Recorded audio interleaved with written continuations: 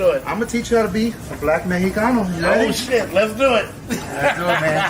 First day at the flea market. We're gonna change you today.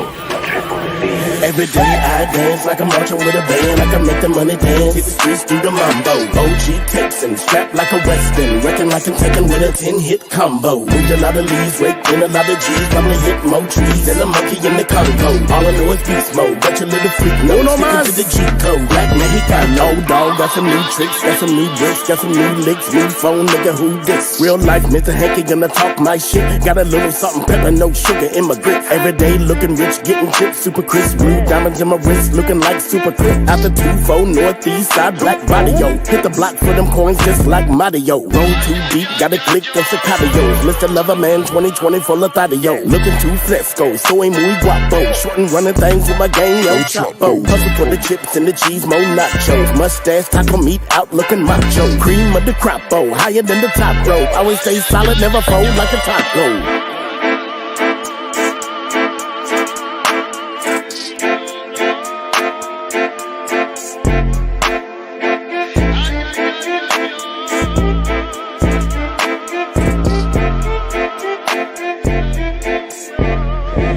Every day I dance like I'm marching with a band. I can make the money dance. Hit the streets, do the mambo. OG Texan, strapped like a Western. Reckon like I'm taking with a 10-hit combo. Moved a lot of leaves, raked in a lot of G's. Probably hit more trees than a monkey in the Congo. All I know is beast mode. Got your little freak nose. Sticking to the G code. Black Mexicano.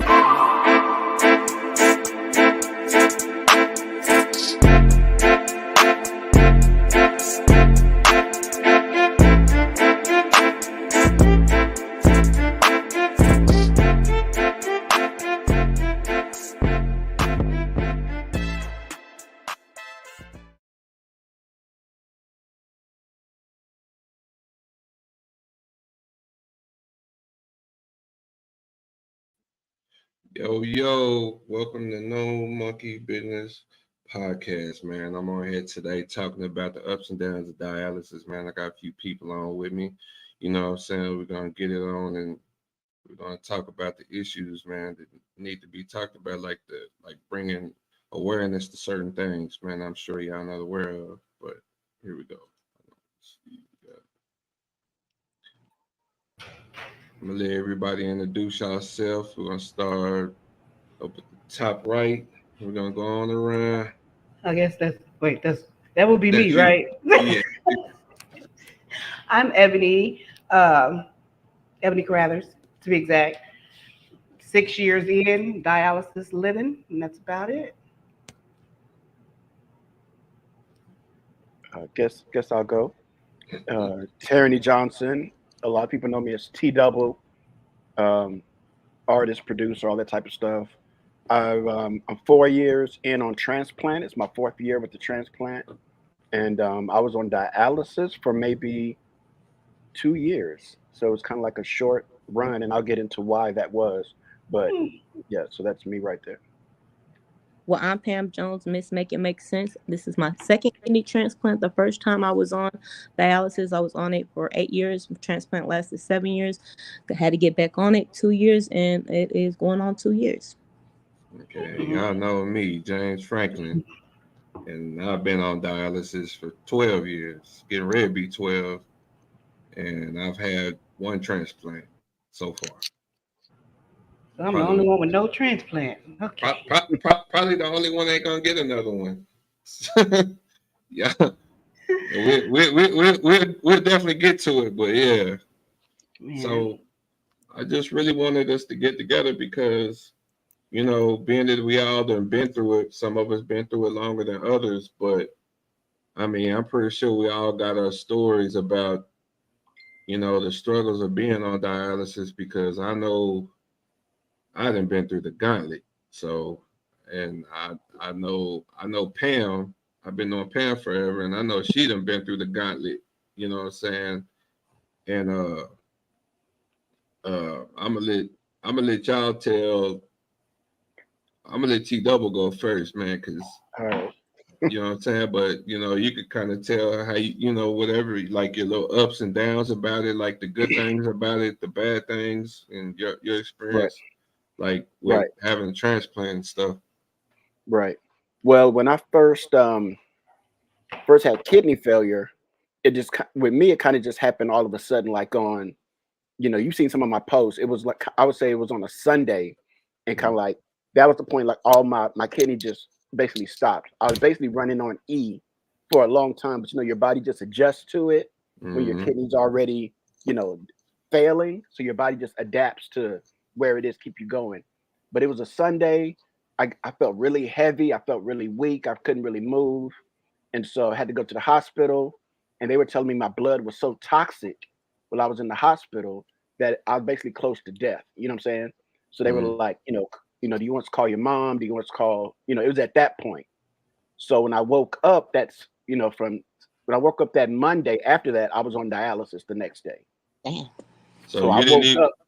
I didn't even know. Like I went, Sunday I went to the hospital. I thought I was gonna be, just rest, get Mhm. hydrated, fluids, whatever, be back on my thing. Woke up Monday and already had the, in my neck and in my chest, the catheter. Man. And I was on dialysis by like 10 o'clock that morning, that Monday morning. So it was And like so overnight. so what were the signs? Did you even know that your kidneys were going out beforehand, or did it just happen? I had no clue. Like I had diabetes, right? So I knew Mhm. about that part, but I had no clue that, and I've been going to the doctor. I wasn't one of those who like skipped out on the doctor and skipped years from going to the doctor. But nobody had ever said, you should check your kidneys and look into that. It was just Right. that it was just this one particular day where it just culminated so bad that I was like, this doesn't feel right. I couldn't go upstairs to the studio, at the second floor of my house. And Right. so I knew something was wrong. And so I went to the hospital and they were like, yo, your blood is, I had 3 blood transfusions when I got to the hospital. Damn. Yeah. So they was like, they was like, yo, you might not make it through the night type of thing.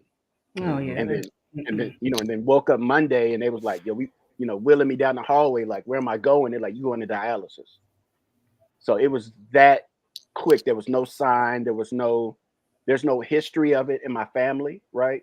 So it was Right. just all of a sudden that this one thing and I was on it. So then from that point, it was like, I was probably in the hospital maybe a week or so, getting my body adjusted to dialysis and getting the needle gauges put in, and that whole process of dealing with those needles for the first time.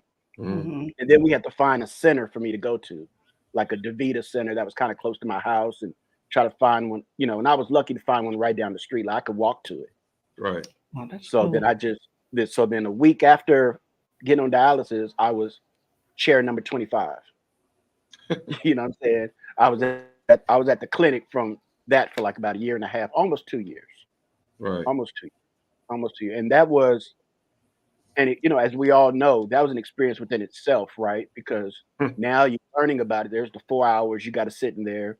You're surrounded by a lot of people. It's not a lot of no privacy, right? No, Mm-mm. So you're not hearing not. other people's horror stories with some, right? And you're like, Mm-hmm. wow, because especially black folks, we don't ever really get into that conversation about the whole process of kidney failure and all that. So you're hearing all these stories, and I'm just like, wow, like, okay, am I going to survive? How long am I going to live on the dialysis? Because like you say, some Mm-hmm. people be on dialysis for 20 years, 30 years, you know, their whole life basically. So it Yeah. was Well, all that that. confusion part. Well, yeah. Like if you Google it, supposedly the life expectancy is between 2 and 5 years on Yeah, dialysis. On yeah, dialysis, yeah. yeah, Yeah, I didn't know that when I first started. So yeah. And I'm I had glad I had no I'm glad I didn't know that little bit of yeah, information back Man, then. yeah. I when had no clue because I didn't know anybody who was on dialysis. So mhm. in my circle, I was the only one who was dealing with that. And Hmm. then after I got on dialysis and with the kidney failure, I thought for maybe a month, I was like, should I go public with it and talk about it more and all that? And I was like, well, since a lot of people know me, I'm gonna go ahead and talk about it because then maybe somebody else is sitting, chair number 14 and don't know Mhm. anybody who's doing it. So then when I started talking about it more, then I started, hearing about, you had it, and then other people started coming around that I started meeting. I was like, oh, okay, there's a whole community that doesn't really know the other one is going through it. Yeah, Mhm. So man. then it became, a little better. I kind of eased into it. My staff up here off North Lamar, it was all black women, maybe one black guy. So it was like a family picnic, 3 times a week, right? So everybody was real cool. They were a little younger than me, you know what I'm saying? And had a great social worker who really came in there and was like, look, you're young, you got a lot of things going on. We're gonna try to get you on this transplant list. So that's kind of like, I'll stop right there so everybody else can, tell their part too, but then we'll Yeah. circle back to that portion. Yeah. Well, go ahead, Miss Ebony, because you probably the next youngest person on dialysis. Yeah. Well, mine, I would say, will be different. I kind of, because like I said, I was wild when I was younger. So I used to drink a lot and stuff like that. And I was diabetic. I got diagnosed with diabetes when I was like 15. So I used to tell myself all the time, I'm gonna mess around and end up on dialysis. I didn't really know what it was. I just knew, like I said, that people go when they have diabetes and they get out of control and stuff. But like years, I didn't start it until I was like 37. And it was literally, I got pregnant a month after I found out I was pregnant. And like I said, 37 years old. Yeah. Wasn't expecting no kids. Show wasn't expecting this. But they told me my kidneys were failing because I had retained so much weight. Like I was like a month pregnant. I looked like I was probably about 5-6 months pregnant. Like my stomach was swole, feet was swole, couldn't walk, couldn't breathe. So they were like, well, you're going to have to start dialysis. And I was like, damn. So I had started dialysis, started it, I think I was maybe 2 months pregnant. Mm-hmm. And then when I turned probably 5 months, they just admitted me into the hospital. And I started off doing 6 days a week for like 6 hours and had to keep that up. And it was never like, they didn't tell me like, oh, well, it'll get better probably after your pregnancy. No, it was just like kidneys gone. So like I said, I've been on dialysis ever since. That was 6 years ago. Started trying to get on the list. I've been trying, but it was always something that was like, oh, you can't get on the list because of this. Oh, your insurance switched, so you can't do that. Oh, you need dental work, so you can't do this. So I was just pretty much like, the hell with it. I don't even want it if I got to go through all that. But like I say, it was crazy. Like I said, when it happened so fast, and to be pregnant, I was just like, well, this is like a double whammy. So like I say, I mean, I deal with it. It's crazy, but it's like people be like, how do you do that? You never know what you can do till you got to do it. So Man, yeah, ain't so it'd be like, they're like, well, how did you do it for 6 days a week for 6 hours? Hell, I had to. I didn't have a choice. So, Right. And like I say, when they admitted me in the hospital and I couldn't leave, that's why I say I was on lock. So that's why I say when I say my baby is a blessing, he's a blessing because his little kidneys had started working for mine and his. That's why I was retaining so much fluid and everything because he was trying to help his mama out. And they were like, well, one of y'all isn't going to make it.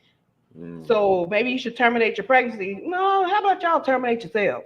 I'm going to let God figure that out. So whoever's supposed to be here going to be here. And we both here. Like I said, my baby will be 6 in August. He didn't have no problems, no nothing. He was just born like 8 weeks early. But other than that, like I said, my baby fine. He bad as hell. And like I say, I'm good. So I maneuver it and work with it. So that's my story. But I know why mine is the way it is. Like I used to drink a lot and I used to eat. Man, and like I used to say, can't there's a diabetic. You ain't supposed to. No, you're not. You're not Miss supposed to eat, Pam, so. I don't know whose story worse, me or yours, but I'm gonna let you go first. Okay, so I didn't know I was sick. I was in prison twice. The second time I got out, well, the first time I was in prison, they was like, "Oh, you got high blood pressure," and I'm like, no, need a second opinion." So they sent me to a world doctor, and I came back. They was like, "Yeah, you need to be on blood pressure medicine." I'm like, all right, whatever. Keep in mind, I'm in prison, so they was like, "Jones, you need to turn out for pill call." I'm like, yeah. So the first year I was in prison, boom, I did my little time, got out. Then I end up going back to prison 2 years later. Long story short, some bullshit. Keep in mind, I didn't remember when I got out them 2 years. I was like, oh, doing my thing. I was doing whatever it is that made Pam happy. Boom, I got the second time. So everything was fine. Keep in mind, they told me I had high blood pressure, but then it was like I was going to the doctor and with I felt fine. So take no medicine. So the second time I got out of prison, I stayed in Dallas. And I'm like, okay, fresh start. I'm going to start my life over, try to get everything that I lost. So one day, I ended up working at a strip club because I couldn't get a job. I didn't have no ID, I didn't have nothing. So I was like, okay, I'm going to work at this little club, get a little money up, go get my ID, whatever. So one day it was raining. I ended up walking to work because the strip club was right down the street from my house in Dallas, the ghetto. So ghetto. So I'm in there trying to shake some ass, coughing, throwing up on people. And I'm like, oh, my bad. Let me get that tip money and let's go ahead and go to the back and throw up a little bit and come back out. So the manager was like, you good? I'm like, yeah, I'm good. Not knowing, walking around coughing and throwing up on people, I had walking pneumonia. So that night I get off work and go to the clinic, well, the hospital emergency room, whatever. And they did my little blood work. My little friend I was dating at the time, watch them keep it. I said, the devil's a lie. I ain't staying. I'm finna leave because, you know, I'm from Austin. So if we want to leave, we leave, you know. And she comes in there, you got walking pneumonia. I'm like, okay, cool. We're going to give you this medicine. I'm like, okay, whatever. They took my little blood and they took like 4-5 hours. I'm like, what the hell is taking them so long to give me my medicine, discharge me, and let me go ahead and go back to work? She come in, we're going to have to put you on emergency dialysis. I said, is that a pill? Go ahead and give me that pill so I can go ahead and get up out of here. She's like, you don't know what that is? I was like, no, you know. And they was like, we're going to have to keep you. You're going to have surgery in the morning. That's when they put the little catheter in my chest. But look, my ass hot. I'm leaving. I left. Only place in the world I know they send the doctors and nurses to pick you up from your house is Dallas. I went home, got ready to get for work. Here come knock, knock, knock. My little friend was like, these people at the door. I said, who's these people? If it's not the laws, don't open it. They was like, no, it's the hospital time of day. You have to go back in. You have to have surgery in the morning. I'm like, I'm not going. Made me go, unfortunately. So next day, we in the hospital. They put the little catheter in my chest. I'm like, I'm panicking. Keep in mind, they was like, you're on end stage renal failure. And I'm like, what the fuck? What happened to the first, second, and third stage? Like, there gotta be what. Don't just skip that like that never happened. So I'm sitting up here crying, keeping well. I'm just fresh out of prison. I'm not by my kids. I'm not by my parents. I'm up there by myself. This dude I just met. I mean, I ain't gonna lie. I was like, I'm fucked. I'm fucking up. Like, out of there. So don't get me wrong. I stayed in Dallas for 4 years. And I'm like, Lord, I can't. I hate needles. I got like 1,000 tattoos, but these type of needles were different needles. You know what I'm saying? I was like, God, if you could show me a better way to do dialysis than get stuck with a, I'm doing it. See, they don't tell you about peritoneal dialysis at all. They don't. They just don't. They just don't do it. So when I was in Dallas, I had. So explain what peritoneal dialysis is. Oh, when you dialyze every night, every day of your life, and you do it in you have a catheter inside, out of your belly with the tube. So you don't have to go to the clinic. You don't get stuck with needles. It's a machine. They have a bag of fluid, which is like, I guess, whatever dialysis medicine. It fills it up in your belly, and then it sits for like 8 hours. And then within the 8 hours or whatever, it drains you out. So morning time, you get up and go. But you do it all yourself. You don't got to get stuck with no needles. You got to change the bag, got to hook up, and you do it when you sleep. So I hear you got to do it every day, though. Yeah. But it makes sense, though, because when you're not sick, your kidney works every day. So why not do it every day? Get your full treatment. You can eat more when you do it at home. Your colors don't change. Your skin is not in colors. Well, mine didn't turn colors, period. But like a lot of people on dialysis have real bad skin. Their skin turns like this greenish, grayish color, whatever that means. But I end up with the catheter. They only say you're supposed to have it for like maybe barely a month. I had mine for like 6 months. It got infected because I'm picking that stuff and had to move it over here. 6 more months until they figured out. I ended up coming back to Austin because I figured out I could do peritoneal, and this nurse had trained me how to do it, showed me how to hook it up, and so I did peritoneal dialysis for 7 years at home, which was much easier, which much better. A lot of people don't like it because you can't get infected, but it depends on how clean you are, how necessarily you handle your stuff. I mean, if you keep your stuff situated, clean, sterile, you don't have a high chance of getting infected. But my bad. I was gonna say, did the rest of y'all do peritoneal? Well, they told me about it, but like she was saying, you're prone for infections. And then they told me I couldn't do it. For one, I didn't want to because I wanted them to do their job. They can do it, but they told me I couldn't do it because it was just me at home by myself. Yeah, I did mine by myself. I didn't have no nurse. I didn't have family. I didn't have the set. I'm like, I have, Hmm.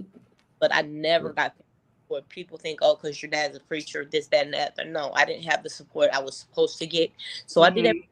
And so it was like shit. I told myself they showed me how to do it. I told myself I was like shit, fuck it, we're gonna just do it. Shit, like I lost everything. I had to stop working. But don't get me wrong, I had like ways of making money. Like I had my little snack house and was very profitable. And I mean, I did it. I mean, it wasn't that bad. Anything you do is prone to get infection, even if you do it at the Hmm. and get infected. Like I said, Hmm. thing is Well, not prone to get infected because your body is weak, your immune system weak. So you're Yeah. infection either if you do it at home or do it at the clinic. So my thing is, I did it for 7 years, and then I did Hmm. it at the clinic. Worst feeling ever, whenever. And I think the first time before I got my first transplant, I gave them folks hell at the little Davita clinic. I was trying to fight the patients, the doctors, the nurses, the other sick people. They just I was so angry at life. I ain't gonna lie, man. Listening to y'all, man, y'all, I dialysis is bad all the way around, but boy, listening Yeah. to y'all, man, I'm kind of glad I talked to y'all, 'cause boy, I feel like listening to y'all, man, y'all make me feel like, boy, I had the worst. Cause I'm like, Yeah. man, ooh, man, cause y'all accepted it. I think that's what make it kind of cool with not cool, but like y'all all when y'all heard the news, minus your ass down there, y'all kind of just took it. It was just like, damn, I gotta do this. Not Yeah. You really. know, I was more like, it is what it is. You know what I'm saying? Yeah, that was I'm me. like, man.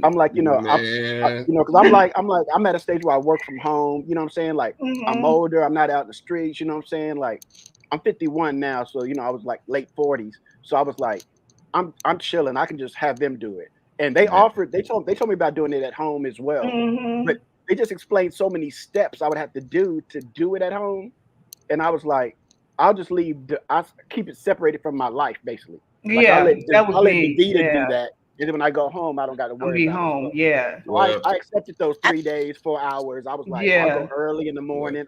I would go to my treatment at like 5 in the morning. so did I. Hmm. man. Well, my Yeah. situation was a Mhm. hell of a lot different from y'all, man. When I found out, I kind of had a heads up just like a month prior. I had like a month heads up. I was trying to fuck around with some sports and stuff like that, and I went in for a physical, and they were like, "Man, your blood pressure is sky high," and Mm. I was like, all right, so but I had just been arguing with my baby mama, and we was up there arguing, so they just was like, well, maybe, y'all The been stress part. yeah, so they wasn't Hmm. really tripping, so they went ahead and let me go through. Well, for some whatever reason, they wanted to take my blood pressure again a couple of days later. It was sky high again, right? So I was like, damn, dog. They were like, hey man, you need to go to the hospital. And I'm like, wow, that's like your blood pressure too high. And I'm like, well, I'll go up there like now you're gonna have to leave from here to go to the hospital. We can't let you Mm. leave from up here like that because your Mm. blood pressure is stroke high.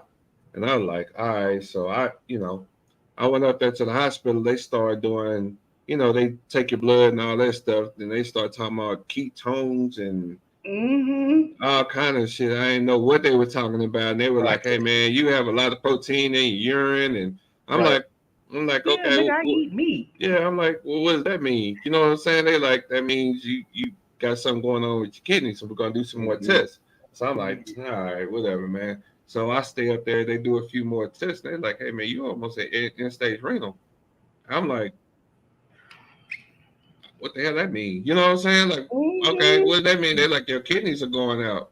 I'm like, Yeah. well, okay. So they told me a percentage, but they're like, it's real low. And they said, you're going to probably end up on dialysis soon.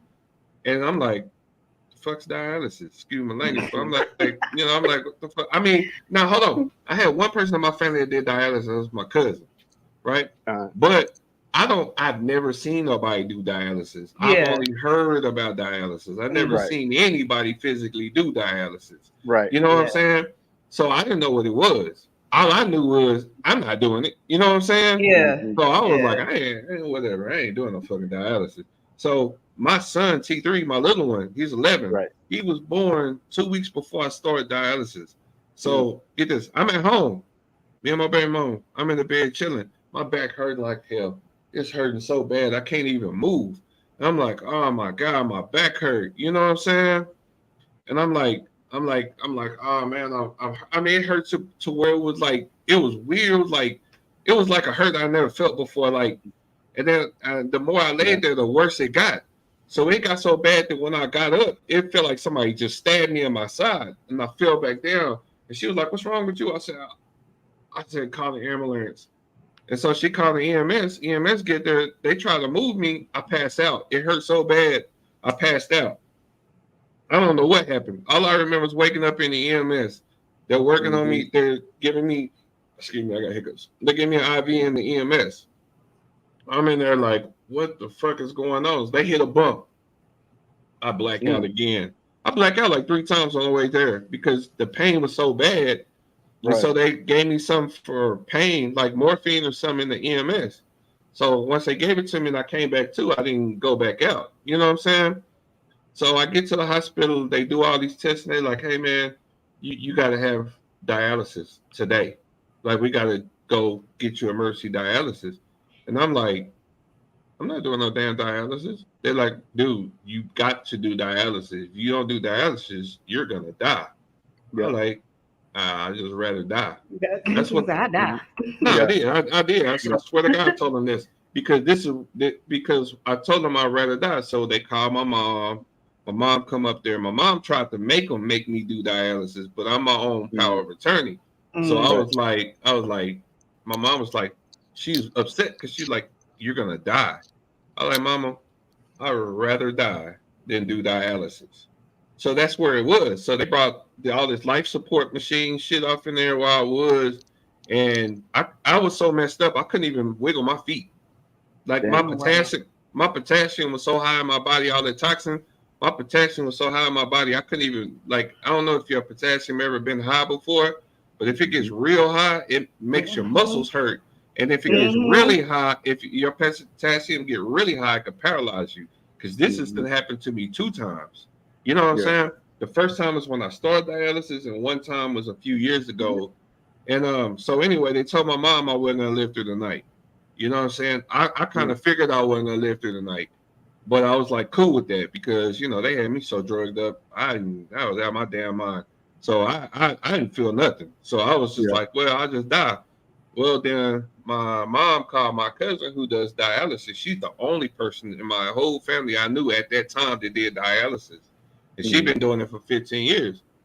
So she gets on the phone with me and she just straight tells me, she's like, man, look, you need to do this. And I'm like, why do I need to do it? She's like, because she said, didn't you just have a baby? I said, yeah, like 2 weeks. She's like, well, you know how you are about your kids. You don't want nobody raising your kids and, and all this. And I was just like, and she said, the only way he's going to know about you is through pictures. And I think that kind of sparked a little fire under me because it was like, the more I thought, like I have homeboys who died while their kids were still, the girls were still pregnant. And now these kids are older and they be asking me, hey man, James, can you tell me about my dad? Yeah. Right. And that shit bothered me. And then so she kept talking to me. She's like, look, I'm not going to lie to you. She said, you're going to have a lot of bad days. She said, you're gonna be sick a lot. You're not gonna feel good a lot. You're gonna go through a lot of shit. She said, but at the end of the day, you're gonna be alive for your kids. Yeah. And I cried because even though I had signed the paper, actually signed the paper to go to a hospice. So we were actually waiting for the hospice people to come pick me up. And so I started crying, and I mean, I guess I started crying because I knew I was gonna do it. And I really didn't, but then she was like, well, you can always get a transplant. And I was like, what?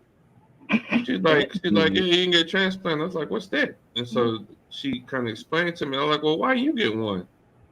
And we'll get to that later. But she told me, she said, She said, "I just rather not." She said, "I'd rather just do dialysis than go through the transplant thing." And I never understood it until way later down the road. You know what I'm Mhm. saying? But yeah, man. So I went ahead and did it. I woke up.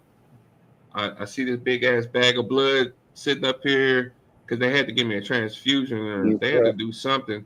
And Yeah. I'm sitting there, and then I see this big machine next to me with these tubes with blood running through it, and they had me covered up.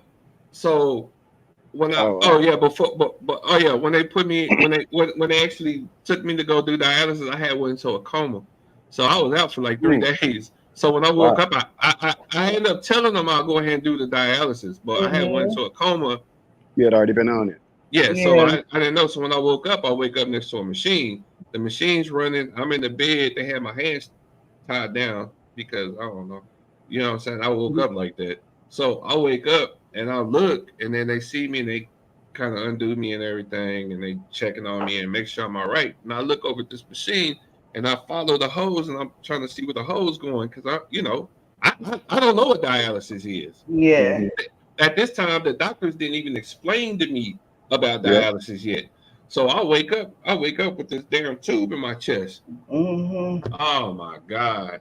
Oh man, Yeah. they had to get me, man. They had to give me anxiety meds and all kinds of shit. I went crazy. Oh, what the Hmm. fuck? Oh, what is it? What is I was like, what is this? Exactly. Exactly. That's Them how. That's, catheters. yeah. Yeah. Yeah. That's how I was when I woke up and I had the catheter. Because I was like, damn. Cause you seen that movie, Repo Man, Yeah. with Forrest Whitaker, and Mhm. that's what I was thinking. Like, you got all that stuff coming out of you, and I was like, okay, this going into my heart, this going Mhm. into that vein, this pumping blood, and I was like, if this is dialysis, then I can deal with this, right? Because I'm Mhm. like, it's already in there, you know what I mean? Because Yeah. I was like you, I was already out when Oh, woke up it and it was gets there. so I much wasn't more tripping. worse. But then they were like, we got to put a fistula in to do it, Mhm. right? So It, they put my fistula in, and it kept crinking up in my elbow. So I had Mhm. I had I had 3 fistula surgeries to move it, to keep yeah. moving it from side to side till it get to a point where it's just flowing. And I Yeah. was like, Hmm. and I had diabetes. So I was used to needles and give myself insulin, right? Yeah. Yeah. And they That's were like, me. oh, they were like, yeah, we're gonna have to, dialysis, is with the needles. We got to put the needles in, the different gauges. I said, that ain't nothing. I've been, using needles forever. They brought those needles out, Mhm. and That's I a was different like, type of needle. Hey, and you got them to get it needles. twice. I was like, oh Lord. Hey, That's when I kind of lost it a little bit. which needles did you get? What gauge? I think it was like 15 or something like that. I Like, got 15, the biggest yeah, ones. Yeah, yeah, that's the yeah, ones I have now. Mhm. yeah. Yeah, those are the So they ones were I doing get those, now. and I was 15, like, man. I was like, Look like but they what look made like my coffee straws. yeah, exactly. They like Sonic straws, but Yeah. that's how I compare them. But what made my dialysis a little bit better was there was a friend in there who I knew from Keeling, a young lady I had known since I was 13. So me and her kind of bonded while we were in there because we knew each other since we were kids.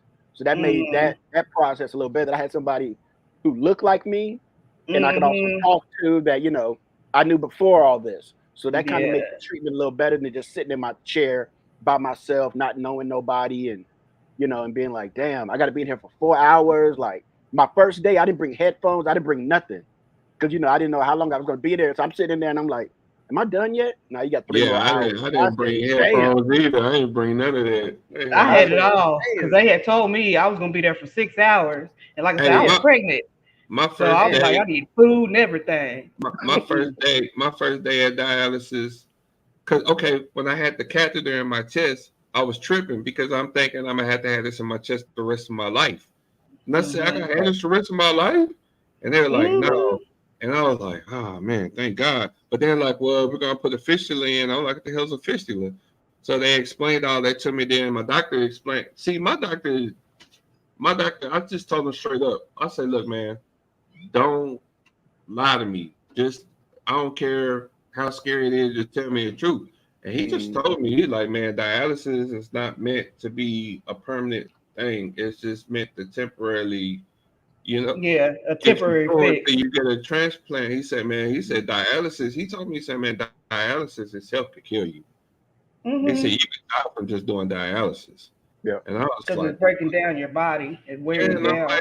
I'm like, well, what the hell am I doing this for? He's like, man, it's gonna give you a lot more time than you have if you don't do it. And I was just like, all right, man. Well, I said, well, what's the issue with the transplant thing?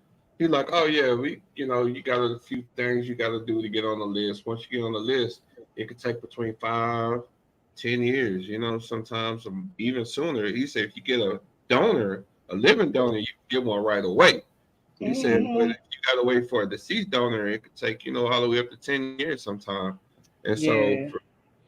for me, it took. I didn't even.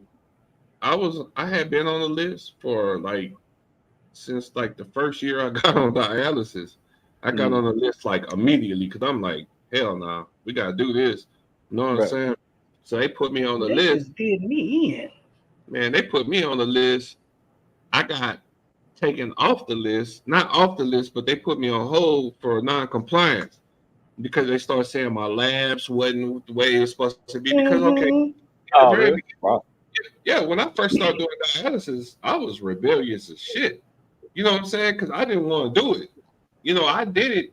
I would go one day I would go, and this is while I still had the catheter in. So I would Mhm. go, and I would be like, man, I feel good today, man. They're like, well, you need to go to dialysis. Like, I mean, I feel all right. I said, I'll go next treatment. Because at this time, I'm still peeing. You know what I'm saying? Mhm. I was like, yeah, I go next treatment. So I'll miss treatments and shit. Hold on real quick. Mhm. So I would miss treatments and shit. You know what I'm My bad, saying? y'all. That's all I had a right. jail call. My son called. Sorry. So I would miss dialysis and shit. I would start missing all the time, and then I would start getting sick all the damn time. That's back. I don't know how long y'all been on my Facebook. That's back when I used to be in the hospital all the damn time. I was That's what always in the somebody told hospital. me Yeah, about you. I was in that motherfucker every 2 weeks, man. I would be sick as a dog. I would never go to dialysis. I'd be like, then they start.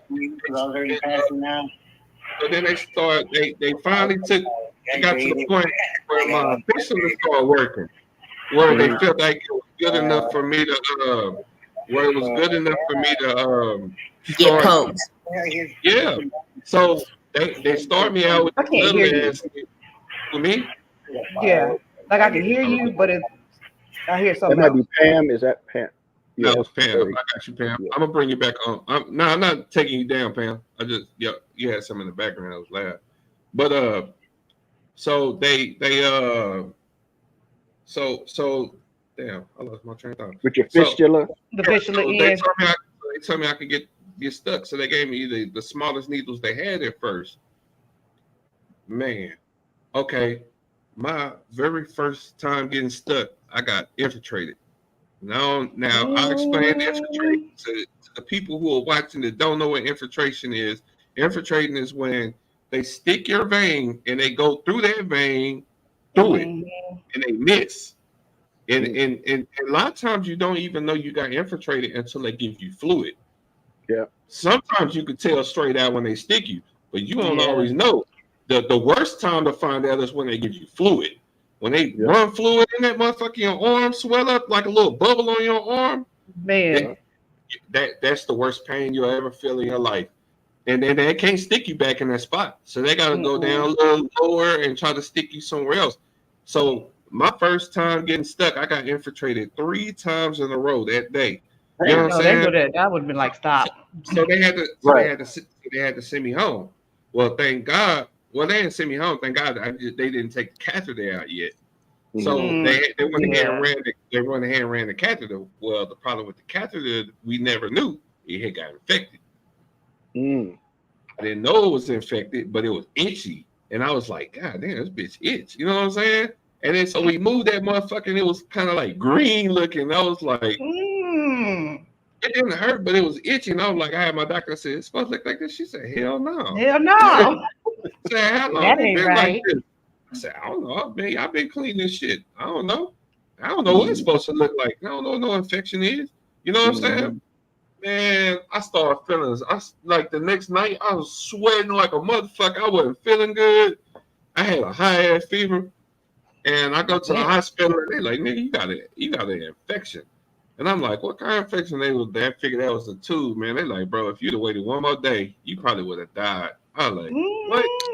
I was like, man, y'all get this shit out of my chest, man. You know, I never, you know what? I never got, like, when they did mine, like, the first time I got my kidney transplant, I had my surgery. I kept telling them, don't put that shit in my arm because I'm getting my kidney. They didn't believe me. The next day, they did this stupid thing in my arm. The next day, I got my kidney transplant. So keep in mind, my arm was not even healed up. It was wide open, and I'm getting cut again. I'm like, I told these fools don't do it. But I ain't gonna lie. The first time I was on dialysis, I took myself off for 90 days. The doctor was like, doctor said, who told you was healed? I said, God. I was not sick for 90 days. I went without dialysis treatment every day. They was like, you were supposed to be dead. I said, God said I'm healed. They was like, Miss Jones, we understand your religious belief. That's stupid. I said, to you it's stupid, but did I die? You know? Only reason why I died though. Exactly. You know what I'm saying? So I had to go back on dialysis because I caught walking pneumonia because I got wet. I was like, that's the only reason why I had to get back on dialysis because my guy said I was healed. Boom. Wow. And then, like, I committed suicide twice. My heart stopped. I took a whole bunch of Ambien. My heart stopped for whatever reason. My boyfriend walked in and seen me and rushed me to the hospital. And they had me in the butt naked room. I'm like, what the hell? This is not heaven. Why am I still here? You know what I'm saying? That's where you go when you do that. Huh? Yeah. That's where you go when you do that. Hell, I didn't know. Didn't nobody tell me. I thought I had a for sure plan. You know what I'm saying? It was on my birthday. I was on dialysis. Like I said, dialysis is not for the weak. If you're not like built for it tough, this is not for you. Like, and like I told James, like, James, you've been knowing me. I was for the 8 years. It was hell. I gave them people hell. I took myself off. I said, send me to hospital. Do whatever you got to do because I ain't doing this shit. You know. And they was like, that's not how that works. I said, well, I don't want to do it. I told God, please, God, I don't care. I don't want to be like one of them that's on it for 10 plus years and woo. And I'm like, I'm not doing that. I took myself off many times. And then I went without dialysis a lot. And when the snow day came, I didn't get sick like everybody else did. I went without dialysis then, but I ended up getting COVID. That's how my first kidney messed up because I couldn't get in the hospital. Man, so that's a day. I ain't gonna lie. See, Tony, you got a kidney right now, so you kind of out the woods on that type of shit. But man, I ain't gonna lie. Every single time winter roll around, I get scared to death because of that one snow day. I lost two of my friends. You know what I'm saying? I lost two of my friends during that, and I almost died my own self because I went over a week and something without dialysis, which is the longest. So did I. But my thing, I wasn't drinking hardly anything. But see, I was making peace still, and I was like, that don't mean like nothing. They like you still make urine. That don't mean shit because you still can get sick. Like, see, but that's the thing. You still make urine. I don't make any. I haven't made urine in, I want to say, at least the last 4 or 5 years. You know what I'm saying? I never understood that. Like, I didn't understand. Like, they're like, do you make pee? I'm like, yeah, I pee like a faucet. And I was like, well, if I'm pee, shit, I mean, my kidney's still working. They was like, no, that's not how it works. And I'm like, okay. Clearly, it doesn't work like that now that I know. After you've been doing dialysis a certain amount of time, some people completely stop. I do not pee at all. So every single thing I drink, it don't matter if I eat a grape, whatever. If it have any kind of fluid, it stays. Just retain it. You know what I'm saying? Now, there's ways to get it off. Like I could go outside and run around and sweat it off. You know what I'm saying? I could sweat it off, but shit, in the wintertime, you can't do that. You know what I'm saying? But here's the question I always wanted to know. So what happens to your pee? Like, it just builds up, right? You know what? I've never understood that. You know, I didn't ever understand that. You don't feel it. Like, it's crazy. Like, you don't really feel it. You know what I'm saying? Like, you don't feel it. Like, okay, like with me, this is how it started with me. When I very first stopped, it started like all of a sudden. It just happened one day. It wasn't like just like gradually happened. It just one day. I just stopped. And I didn't notice it because I went the whole day. I was like, damn, I ain't even pee today. That's crazy. You know what I'm saying?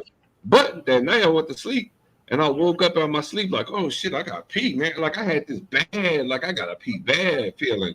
So I run to the toilet and I stand there and it's just like, you just standing there. I'm just standing and it just started and it just started going away, right? Yeah. But I'm sitting there like, I'm like, damn, that's crazy as hell. What the fuck was that? Yeah, I always wanted You know to what know I'm that. saying? That was And, crazy. and then there was the only good thing about not having to pee is when you go out of town. Like if you're in a car I going was just somewhere, gonna say that. I'm like, Yeah. bro, it's great for trips.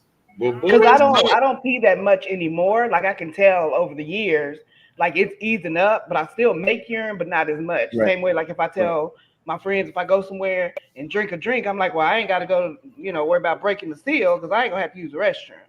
But Mhm. yeah, that's Nah, what I say. but I see, still urine, but in my case, see, okay, like let's say if I drink, like y'all could probably drink. You know what I'm saying? If y'all use the restaurant, y'all could drink. Y'all could probably get a little fucked up. If I Yeah, get you fucked can up, drink liquor, but you can't drink beer though. I can't drink shit. And I Well, I can. mean, you I don't can. need to drink nothing. I can, but I'll pay for it. See, this is how it Right. oh works, right? yeah, Let's say I go to dialysis on Friday. So I go on Friday, right? Let's say, oh, Saturday night, I want to get drunk. that Well, not I can. You But gonna guess pay what? for it because you missed a shit. day. Yeah, Yeah, you're gonna pay for it the next day. I'm That's pay the for only it thing until I I go hated to going to the clinic. dialysis because I'm gonna be fucked up until I go to dialysis because it yeah. Mhm. That's the don't only keep thing it out. about the clinic. That's why I didn't like doing it at the clinic because it's like, hell, Yeah. your kidney work every day, but you only going 3 times a week or whatever. So it's like, damn, what it's You, crazy. But that's the only thing that I hate doing the clinic but about. you know what? I know people that do peritoneal also, and they do it 7 days a week. You know what? I ain't gonna lie to you. I'd rather do it those three and get stuck with a needle than to have Yeah. to sit there and have to Yeah. And to be see it hooked at up home. and hooked. I Yeah. don't even care about being Yep. home. I don't want to be hooked on a motherfucking machine for 8 But see, hours. you do it at nighttime though. Like they usually tell you to hook it up at nighttime. My ass hooked up and was I, still drinking, and nighttime come, I'm hooked up, and people like, Pam, you're okay with that? Yep, sure am. Let's go I ahead think and do what we finna do. I think my thing You is okay I with think this? it's like I said, it's a matter of preference, and I think it's a matter of your activity Yeah. and what you do. Like me, Yeah. I don't want a fucking tube hanging out my stomach all day, even if I can hide it. You know what I'm Yeah. saying? And then Oh like yeah, I had I a hated that for a baby. minute. That's I what, couldn't yeah. be up So and that's how down with no long time baby. ago my situation. That's how all that fake baby shit happened, because it was I was bored. Yeah. Yeah. But And I see, don't, like, and with me, you know what I mean? It's like I couldn't really do that because I don't sleep a full 8 hours at night. You know what I yeah, mean? Me Like either. I don't I'm up either. in the studio, my hours fluctuate. So for me to Hmm. even be able to sit down for an extended amount of time to do that would have been But impossible. see, That would that's the thing. You don't realistically have that to would have been do it for impossible. 8 hours. See, they got a different way of doing it. It's 2 ways of doing it. You could have did it for 8 hours when you sleep, or like some people, like a lady go to my church named Crystal. She does it. She used to work, so she was doing it at work. She'll fill up in 4 hours, then she go drain in 4 hours, fill back up, all kinds of weird shit. I See, thought it that's was so too weird. much shit for me. I'd rather go in there, Right. get stuck with them fucked up ass needles, and sit there for And about it need three to to go. 4 Yeah. hours, be mad as a motherfucker while I'm sitting there and watch TV because they give you TV. You can watch whatever you want. They got all the channels. Sit there I didn't bored get as no hell. TV. Oh, I had TV, man. I got I didn't TV. get I no got You TV. all the know, channels. yeah, we got So TV. I take my hey, computer. if you really lucky, you might get one of them dialysis clinics with the massage chairs. You know what I'm saying? I But got anyway, those, and it's Yeah. heated. no, Yeah. see, y'all don't Damn. know. They said meow. Damn. See, Yeah. I Yeah. done, see, I done a different dialysis. I have never done peritoneal, but I have done nocturnal dialysis, and Mhm. I've done the regular dialysis. Nocturnal is probably the best one of all What of is them. that? Yeah, I Is never heard where of you, that. it's nocturnal dialysis. It's almost like peritoneal, but you get stuck with needles. So you go in. Let's say I go in at like 6. I mean, at 6 in the evening. I Mhm. might not get out till 2 or 3 o'clock in the morning, right? Oh. But it's way better for you than regular. Cause see, when you go to regular dialysis, they pull so hard trying to clean you so fast that's Yeah. why your body fucked up. Like me right now, I'm dark. She know, Yeah. Pam know. Pam been Yeah. on me forever. Nigga, I ain't never been this fucking dark. I got Yeah, dark. I And got you. I get it. I Yeah, got dark because it fuck with your pigments in your skin. It make you get real. It yeah. I make you just sent it to them. it make you get real dark. You know what I'm saying? And Right. see, I see people like that, but like I said, I think God, I don't, like I said, it affects everyone differently too. Because it ain't really, and I don't say it like that, but like I say, I try since But I've been going to stay on regimen, take my Mhm. medicine. I don't eat bad. I try not to miss but because Mhm. like I I said. don't want that extra. But like I Right. said, like you've been doing this. What you said? How long you been doing this now? 6 years. 6 years, right? I'm Mhm. telling you, the longer. Listen, okay. Let me get into this Oh part of yeah, it. it'll take a toll on you the longer because I Let know me I'm tireder, but let me explain because I was talking about the ups and downs of it, but I yeah, could definitely tell you the downs. Because when I started, I had a lot of friends who, well, they were like, I met them. Like, okay, I had a few people like Crystal Reed, like me and Crystal Reed, we went to dialysis together. She sat right next to me, right? Okay, well, it was her, it was a few of us, man. Like, we all started out together. Like, I started with a lot of people that I knew. You know what I'm saying? And right Mm. now, it may be one other person I started with that's still alive out of like 7, 8 people. You know what I'm Wow. saying? Everybody died. You know what I'm saying? Like Mm. everybody's dead. You know what I'm saying? It's like I've literally been at dialysis and watched people die sitting in the chair next to me I've a few yeah, seen times, that. yeah, I've a seen few I've a, that. seen a, that. a few times. You know Mm. what I'm Hmm. saying? I And saw that. and and because like I remember one time not too long ago, I was sitting next to this old lady, and see, like right now, if you ask me who's sitting next to me, I don't know because I don't like me. I'm so fucked up about it now. I don't really like making friends at dialysis Yeah, Yeah. yeah. because it's like every time I get close to somebody, they just die. You know Yeah. what I'm Hmm. saying? Like this little old lady I was sitting next to like about a year ago, maybe less than a year ago. She like how close the chairs are in some places, and I was sitting right Hmm. there. She was sitting right next to me. We were talking. I went to sleep. She went to sleep. I woke up. They just had to slit the She didn't curtain wake between the up. two of us, and they were trying to work on her, and she died right next to Mm. me. And Wow. they just wheeled her ass on out, wiped the chair down. Everybody kind of And put cried. See, somebody that's Shit. else. my that's another And Yeah, reason boom, why I hated going to there the was clinic. somebody Yeah. right back in the yeah. chair. Like, and it was just Yeah. like Yeah. life go That's on, why I didn't man. like going to the clinic because of that reason. I seen an old lady Yeah. fall out, and I'm like, oh my god, that was so traumatizing. I'm like, oh, go ahead and unhug me. I'm tired. I'm done. And then I couldn't Hmm. sleep there. It was cold. But The only thing that made me sleep was that Benadryl and that IV system thing. and Yeah. Yeah, I don't they, sleep. they asked me did I want to go home. And Um, I just looked over there and I was just like, I mean, why? Hell, I mean, I gotta finish this shit, man. Just go Yeah, ahead and finish it, man. I was fucked up. You know what I'm saying? It's always fucked up when yeah. you watch people die, man. Especially, Mm-hmm. and that's why, like I didn't know all this going into dialysis. Like, luckily for me, I had like one of my really good friends. I always call her my big sister. Her name is Brandy. Uh, I always call her my big sister. She in here somewhere. She was on there, but I call her my sister. She was always there, and she just happened to be my nurse. And so she come over there, and she gonna make sure I'm good every time.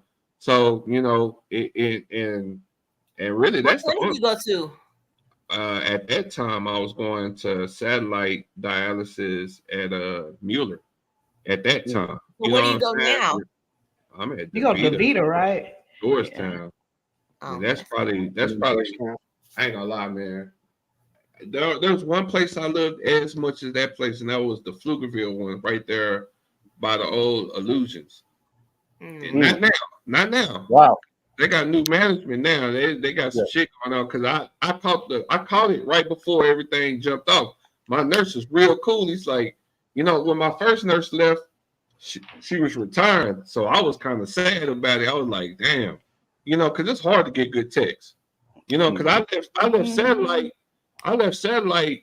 Satellite had a lot of shit going on, but there was a lot of good people there. But I just wanted to go somewhere else. But when I left Pflugerville, it was because my main tech she retired. Well, there was this other one. Me and her used to go at it all the time, but me and her ended up being really cool. And then she got ready. Then, like after a few years, she got a job at the hospital, and she was getting ready to Mm-hmm. leave. When she left, I literally cried when she left. I ain't gonna lie, I was sad because I was like, oh my dog, you know what I'm saying? Yeah, You bond with the text. You know, when you Yeah, bond with them yeah, really tough. there was only yeah. one person there that I was as cool with. That was my nurse, Jacob, little Yeah. gay guy. But he was cool as shit. You know what I'm saying? But he was like, man, James, everybody. He said, I know you love everybody. All the people you love is leaving here. He said, but I hate to break it to you, so I'm getting ready to leave too. I said, where you going? He said, man, I just got a job in Brazil. I'm Mm. like, well, Damn, who he wrong? really I left said, that. bro. I said, Yeah, damn, dog. gone, gone. I said, damn, dog, you gonna leave? He was like, yeah. He said, man. I said, dog, if you leaving, then get me the fuck out of here. I said, I don't want to be here because there's nobody good here. You know what I'm Yeah. saying? There's nobody good. He's like, I already know. He said, man, I could get you to another good spot. I was like, well, I need to be back in Georgetown because that's where I live. I just came out here because I came all the way down here because I liked everybody who was here. You know what I'm saying? So then he was just like, he was like, all right. He was like, all right. So he got me out there. When I got out there, then I was like, damn, this place might be better than where I was. You know what I'm saying? Like now, man, like now, if you ask me to go somewhere else, if I had to leave that place, I probably would just refuse to go to dialysis. I wouldn't even want to go. Like, Yeah. it's like, you know how you, like you say, you bond with people, man. Because I've been in my clinic, ain't moved, ain't. Where you go? I go to Fresenius. That's where I started out, Fresenius, and then I went to Satellite. Now I was at DaVita. Now I don't do anything. God. Now I don't know how much y'all done traveled and did dialysis. Yeah. No. I have been to some states and did dialysis, man. I've been to California. I lived. How is that? Known caller. It's okay. Like I was in Inglewood, so I was in the hood. You know what I'm saying? But Yeah. they were ghetto as hell, but they were cool. You know what I'm saying? They were cool. Yeah. Then I went to Atlanta. I remember when I was in Atlanta. I was in Atlanta, stayed in Atlanta for a few years. That was the most hoodish shit. That was the most gangsterous hood dialysis facility I ever met. These niggas be coming in there with they shit sagging off of them. These niggas got dreadlocks and shit. How you sag your scrubs? How is that even possible? Oh yeah, man, bring them over her. Bring them over her. We're gonna pull them over her.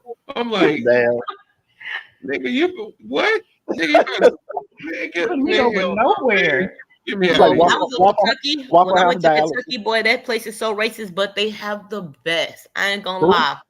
Kentucky, Lexington, Kentucky, or wherever I was, and the white folks, the little white folks. I'm up there crying like a big old baby because I didn't want to be there. I'm stranded up there. I got sick. I don't know why I took my fast ass up there to do anything. So I'm sitting up here in the hospital, the little dialysis place. I'm crying like a baby. I see two kids, and I had to stop crying because it's like one was an artistic kid that was like maybe 4. And the other one was a regular kid that maybe would have been 3. And they were so content and happy about it. The artistic kid didn't even realize what was going on. And I say, God, go ahead and get me up out of here. Because I said, I feel bad because it's like my big ass, overgrown ass up in here crying, like real tears. And the people are looking at me like, what the fuck is wrong with this Negro? Why is she crying? Because I don't know. I just get depressed. And I'm like, I'm not going to ever be able to get back to Texas. Somebody come send for me. I'm out of state, out of country, away from anything that looks like me. And two little kids, and they just happy. And I'm just like, well, let me draw these tears up. This is embarrassing type shit. But they had the best clinic, the best medicine, the best everything. And it was like I was there for like a whole week, and then I finally caught a Greyhound back to Texas. I was like, I'm never leaving Texas. Let's not do that again. And that was like the only time I really stopped going to dialysis, thinking I was grown, like I knew some shit. And I was like, okay, I can do this because I did 90 days without it. I'm okay. But for that week, that like took a real toll on me. I never felt so sick in my life. But will I ever do it again? Never again. I want to say this real quick too. Before I get to this transplant stuff, I think a lot of times, man, like if I had to tell anybody who do dialysis anything, man, is just the man always. There's a few things, man. Like, you know, they always tell you to stay on top of your fluids. You know, don't drink too much fluids. You know, I think if I had to tell anybody anything, man, it'd be like, man, listen to those people, man. Like, 'cause that shit can prolong your life. You know, and it seemed like it don't really mean that much. Oh man, I could drink a little extra water, but man, what they try to what happens is when they pull all that fluid, man, they push pressure on your heart. And it expands your heart. So the harder they pull, the more they pull, the harder it is on your heart, man. And it'll fuck you up. You can start having heart attacks and shit, man. You know what I'm saying? You know, your blood pressure is always high, so your blood pressure be high when you start, and then they try to pull so much fluid off and you bottom out. Your blood pressure just dropped because they done took so much fluid. Now you feel like shit going home. You know, always mess up your whole day. Yeah, I always had a bunch of cramps. I always had cramps when I would leave out of there. Like that was my main thing was cramps, and then the itchiness from the medicine, right? The fluid. They had to change up my my Yeah. fluid. They put in me a couple of times. Sometimes it's your fluid when you get itchy. Sometimes it's your fluid, and then a lot of times it's your phosphorus. If your Yeah, your phosphorus, phosphorus. if That was your my biggest phosphorus thing. get high, man, listen, it's worse than having chicken pox. That shit'll drive you motherfucking crazy. Yeah, You be sitting there like this, yeah, Like you got to eat. like yeah, you look like you're on crack. You just yeah, sitting there yeah, scratching, and ain't nothing you can do about it. And you can't. Tyrone. It don't matter how much you scratch, you'll never get it. You know yeah, what I'm That saying? itch is something. That yeah, itch is a mess. That yeah. itch That is was bad, horrible. dog. It's It was horrible, horrible. dog. And I guess I'm gonna get to this transplant part because I got it's 4th of July. I'm about to get my ass on in the streets in a minute. But Man. Where the hell you thought you was going? You not grown. I am. But I'm gonna let you tell yours because you had a transplant. You had a transplant. You ain't had one yet. Mine's been fucked up, so I'm gonna say mine for that because I know hands down. Y'all got a story. You know what I'm saying. I know you got one. I Mine almost killed me, so I'm gonna let y'all go ahead and tell y'all's first. Yeah, see, let me hear the goodness first. Okay, Yeah, so I'm I gonna let mean, him tell the good shit first because he probably got the Uh, best story, and him and Let Pam me hear probably the good got stuff. yeah. So when I was in the clinic, I had a great social worker, right? Her name was Abigail, white girl. She would come, you know, 'cause sometimes you don't see your social worker for like a week or two. They just Mm-hmm. kind of pop in and pop out, but she was like every damn day coming through, right? And so, you know, we would sit and talk, and she'd be like, "So what do you do? What blah blah blah?" And I was like, "Oh, I do music or whatever." So they found out, you know, what I do and all that. So she would come and hang out with me, and I was like, "Yeah, so what's up with the transplant list, whatever?" And she was like, "Yeah, so you also have diabetes as well, right? Like with the Mm-hmm. pancreas." And I said, "Yeah." She said, "Well, there's a whole nother list that you can get the kidney and the pancreas together, and that list usually goes faster for transplant than just the kidney alone." And I was like, "Oh, really? Kind of like a bundle deal, right?" Mm-hmm. And I was like, "Oh, they don't even talk about that. Like I Mm-mm. never heard nobody say that." And she was like, "Yeah." She said, "So I'm gonna put you on that list." So she shifted me to that list, and then probably maybe a month after being on that list, I started getting calls for transplants. Like they called me. I think I got called. They probably called me 4 times for a transplant, and Yeah, you got fast. the only time I didn't get the transplant is because the pancreas is so gentle that when they would get it, it would be bruised or, you know, a minor something. But they called me 4 times for a transplant. They was like, "Yo, come to Houston, we got you." Never mind, cause this. Come to Houston, we got you. Never mind. And then the last time I went, they were like, "Okay, we got you. It'll be on a Tuesday." But the family was still dealing with the body, right? Because it was a young person just passed. So you kind of have to wait till they decide Mm-hmm. what they're gonna do there. So it took a couple of days, and then they were finally able to hella fly it in and get it done or whatever. But yeah, it was a social worker who was like, "Yo, they're you know, quiet is kept, like kind of some secret shit. Like they don't really tell people, but Yeah, you not know, at if all. you yeah, but if you have a pancreas problem, like if you have diabetes, pancreas problem, then you can get the kidney and the pancreas at the same time, and that speeds you through the process. That's why I was able to get a transplant like after a year and a half. So I That's could why I have was got a able to two Right. do for it so one. quick. Yeah, so it was like a 2 for 1 knocked out thing. Hmm. So went to Houston, got the transplant, woke up, and when I was kind of like you, James. When I woke up, the old lady next to me, they were like calling. We were in like the waiting room after the surgeries. They were Mm-hmm. calling her name, like Mrs. So and So, wake up, and that's what woke me up because they were Right. so loud with her. And I was like, damn, did she die? Right? Because you know, you go through all the phases. You like, am I on dialysis for how long? Am I gonna pass away while I'm on dialysis and transplant, whatever? So the doctor came in and was like, "Yeah, you know, we tested your pancreas. Instantly, it started working. They said we squeezed, you know, the kidney and all that. You instantly urinated. So they was like, everything in me worked instantly, right? Right. So they sealed me up. I'm in the hospital in Houston, and they said, you know, you probably got to stay here for maybe 2 weeks, a month. I was sitting up in bed probably, and I was definitely blessed because I was sitting up in bed probably 3 days later, like feeling like I was in my 20s again. Instantly, Yeah. I was sitting up, walking around my room, everything. They was like, "Damn, you know, you okay?" I said, I'm ready to go." They was like, "Okay, well, we'll discharge you," and they bring the person in to give you all your medicine, right? And that's another stage that scares a lot of people that makes a lot of people lose the transplant because you're like, damn, 60 pills, 30 pills, and You like, better You not, better and take you better them. take them. better not miss one time. Yeah, at the same time every day, no matter where your ass is, No what you matter doing, where you are, you better not you better miss one of them. you better take them damn pills. He was like, man, stay on your pills. He was like, the best thing you can do is just take your medicine. Mhm. Like, because I wasn't a drinker, I wasn't a smoker, so I didn't have any other health thing. This was my only thing. He was like, take them goddamn pills. And I was like, that's the most pills I've ever taken in my life at one time or twice a day. I was like, shit. But I was like, I thought about dialysis and I was like, okay, I'll try to stick to this.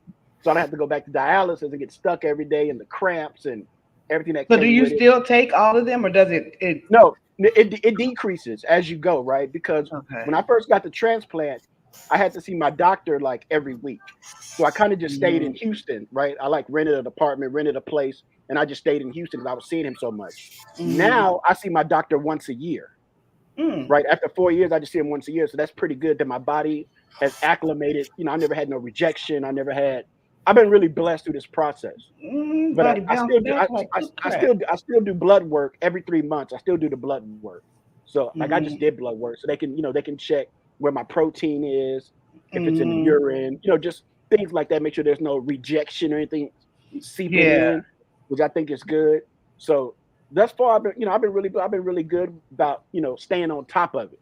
Like that's my Yeah. main thing. Like I take my pills with me wherever I go, because in case I'm out somewhere and it's 8 o'clock or if it's 9 o'clock or wherever I got it, I was like, Yeah. I could pop them pills and not have to be like, damn, I left them at home. Yeah. Like that's my, Better not. you know what I mean? Yeah, Better I not. take it with me like my ID. It's like my credit card. It's with me at Yeah. time, Yeah. all Yeah, time. because you only got to miss it one time to reject. Yeah, yeah, yeah. So it worked out good. But like I said, I always tell people the main thing out of my journey is if you have diabetes or something like that with your pancreas, definitely bring it to their attention. Especially like the techs probably won't know. They Mhm. can't really give that information. They probably wouldn't know. But your social worker definitely get in their ear and be like, hey, what's up with this other thing? Because I don't think a lot of people really even know that existed. Like there's two separate transplant lists. So Yeah, a I lot of knew people, about the two separate, yeah, but since I had been on dialysis, I don't take any insulin or none of that. right. And like I said, my sugars are good because I be trying to, control it on my own. Hmm. So yeah, Yeah. but But see, I didn't know that. if you had any diabetes, like Yeah. if you have any, you've been on diabetes, you had diabetes, Oh yeah. whatever, then you qualify for this other thing because that means you have a pancreas issue or have had, right? Yeah. So Yeah. your pancreas is already weak, damaged, whatever. Hmm. So you qualify for that. Oh, I'm gonna holler at them tomorrow. Yeah, see, I Yeah. never knew about the two this thing because my thing is I didn't know I was needed it because I have high blood pressure when it treated, boom. But with my transplant, the first one, that's why I don't like Austin's waiting list. Their waiting list is 8 years to 7 years. Yeah. They Mhm. called me twice. They called three other people twice. Every time I was on that floor rolling around like a big ass grown ass baby because they didn't come back and let us know. They had me sitting up there till 2 a.m. Like it's like mentally disturbing because you play with somebody's hopes. Like, oh, I'm gonna get off this shit. I'm gonna live my best life, and Yeah. yeah, it didn't happen. So I transferred my Mhm. stuff from Austin to Temple Scott and White. Their waiting list is 90 days to a year, depending on what your blood type is.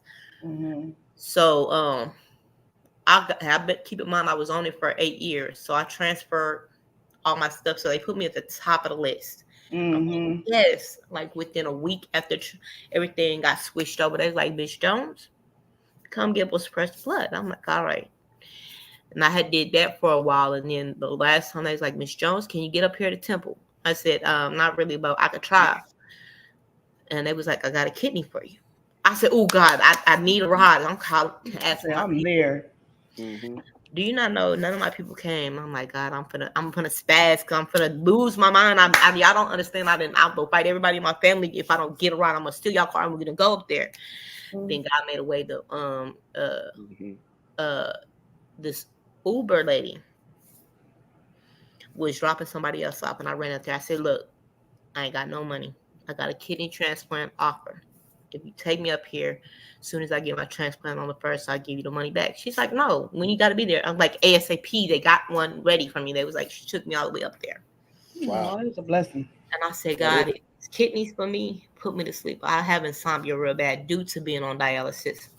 So I'm in the hospital. I'm sitting in there, and they're looking at me, and I'm looking at them like, I'm already, keep in mind, I'm already in my mind already thinking they like Austin. They gonna have me up here waiting for nothing, have me trying to hitchhike rides up here.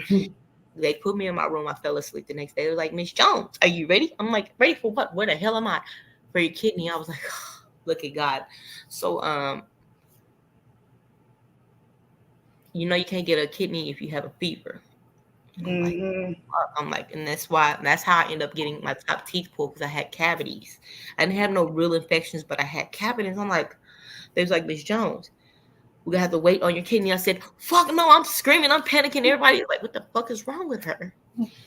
They was like, man, Pam, calm down. We're gonna get their little teeth, because my top teeth was ragged. They would have cavities and everything. We're gonna get it pulled. That's how my teeth got pulled at the top, since everybody was making, oh, this, that, and the other. No, baby. I had a choice to keep these ragged teeth and miss a kidney, or get rid of them and get a kidney.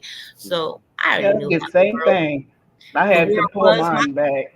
Like, at the end of the day, my skin is like a leather boot, and I was like, fuck it, go ahead and take all of them. Well, you got a few. No, I ain't looking like Jack-o'-lantern for nobody. Pull them all at the top. So I end up getting them pulled. I'm still crying. I'm like, the kidney ain't available, huh? They was like, no, but there's another one coming. We get kidneys fast. And I'm like, oh my God, I'm not going home. I'm not leaving. So I end up having to go home. But then they end up bringing me back the next day, and they had a kidney. I was like, okay, boom. I was in the hospital for like 3 days. I was in ICU for a day. Then 2 days I was in a regular room. Then I end up getting out. I'm like, okay. And they was like, I guess they got new rules now that you had to have a caregiver, and they don't want to release you because you didn't have a caregiver. Keep in mind, I don't have support like that. I was like, I told the people I had a caregiver. I have somebody, you know what I'm saying? I'm like, my thing is, I'm like the toughest person. You would never catch me lacking. I'm going to be my own caregiver no matter what. If I got to crawl to get these pills, and we going to make it work, because I didn't have nobody really. I didn't have support the whole 8 years. My people wasn't there. The holy roly preacher wasn't there. My preacher's mom, my preacher's wife, my mom, my sister, nobody was there for me. Right. So I'm like, okay, cool. So I ended up going home. I took my heel time. It took me like, I was back up and moving around within a week and a half. Boy, God knew I wasn't going to do the right thing. Soon as they gave me that kidney, I ain't gonna lie to you. I ain't gonna even cap on with y'all at all. Did I do the right thing? No, absolutely did not do the right thing. I went to buffet. You ain't supposed to go out to eat. You ain't supposed to do this. I was tough. God gave me a little tail, a little thighs and titties, and I thought it was super fun. I got to like 250 pounds within maybe 2 months of my transplant. And that, just to be honest, that's not normal. That's not right. You're not supposed to gain that much weight. I wasn't taking my medicine like I was supposed to. I wasn't always following through. I missed days. I missed meals. And when I started gaining that weight, I started running the streets. I was in the streets real tough. I'm party. I'm doing this. Child. God knew I wasn't going to do the right thing at all. Keep in mind, my kid lasted 7 years. So what, you end up losing it because of that? No. Actually, everything was fine. I mean, you know what? But you had it what, like 7 years, right? I mean, that's good. My best friend. That's what I'm saying. They was like, it could have lasted longer if I would have did my right thing and everything. Yeah. My best friend had his transplant for 8, and it finally just went out. But then he just turned around and got another one. See, toward the end of the 7 years, handing out kidneys. Can I get one? Girl, you gotta transfer yourself to Scott and White. So I went to them. They didn't. I in Temple, North Austin Medical. Now I'm with San Antonio, so that's where the list. San Antonio is good too. San Antonio is like Temple. They're real fast over the overturn. So toward the end of 7 years, that's when COVID hit. And the only reason why that kidney didn't last after that 7 years because I couldn't get in the hospital. Boom. So I ended up going back on dialysis for 2 years, which was at the clinic. Oh hell, I was like, oh hell no, God, we this ain't gonna work for me, guys. We gonna have to do something better because I'm not doing this for 8 years. So when did you get your second one? This kidney's 2 years old, like 4 years ago. I went back on dialysis for 2 years. And I said, God, you give me this kidney. my same surgeons, my same doctors. Hey, Miss Jones. Okay, I'm gonna do right this time. Miss Jones, Mm-hmm. you ready for surgery? I said, yep, sure am. We got 2 kidneys. I said, give me one that's the best one working. So I ended up getting a young dude that died. And you would think it was better than the last kidney. This time, it's going on 2 years. I didn't had 7 biopsies on this kidney because my body is trying to show signs of rejection, but my kidney's not rejecting. And right now, my status of my kidneys is working superb. My numbers are good. I'm taking my medicine, all my medicines. I'm not eating as much as I used to. I don't party. I don't club. I'm really living my boring best life. Um, like I can't complain. This time I'm taking my stuff serious because I seen how fast I was able to get it. They was like, usually you don't get it that fast, but there was like, Yeah. yours failed because of COVID. And they's like, when Yeah. this last little appointment, they was like, if it does fail, we can put you back on the list and you'll be able to get one because you was doing the right thing. You And lucky so, because well, I ain't mean cut you off, but I'm saying you now you lucky good. because a lot of times when you get a transplant, you catch COVID, you usually die from that shit.